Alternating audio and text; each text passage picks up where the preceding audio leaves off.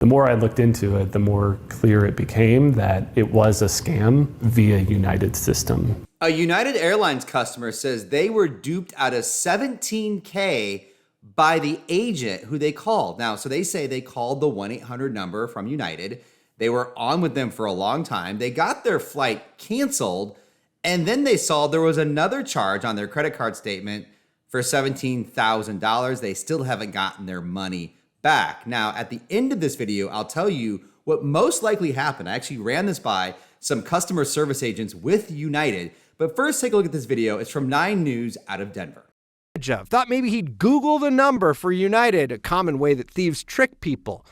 But he didn't. I was on with United's official customer support number. Dan's call log shows he only called United's actual customer service line, 1-800-UNITED-1. Even lists a 3-hour phone conversation, the one where Dan says David took that 17 grand. The more I looked into it, the more clear it became that it was a scam via United system somehow. How that happened, I have no idea. Steve on your side contacted United, who told us they have record of Dan's calls that morning. The one they do have, which is the same as the one that I talked to David for over 3 hours, 3 hours and 18 minutes, they show as a 13-minute call. And they say that at that point, I had dropped off and they don't have any further recording. But Dan's call log shows that call continued for hours. I got put on hold by that person. It was a female.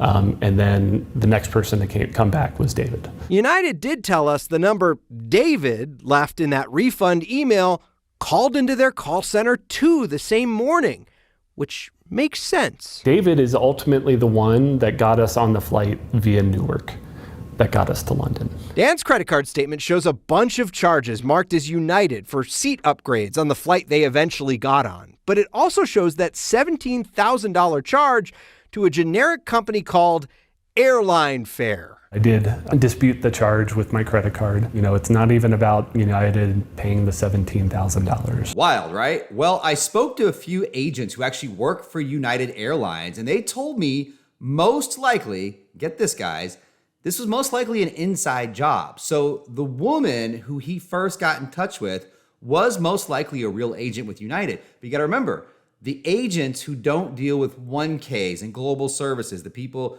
that deal with more of the silver or under that status members, those people are based out of the Philippines or South Africa. So you're talking about more developing countries. So most likely, this woman transferred the call to maybe her boyfriend or something of that nature and figured, hey, we don't have a ton to lose here.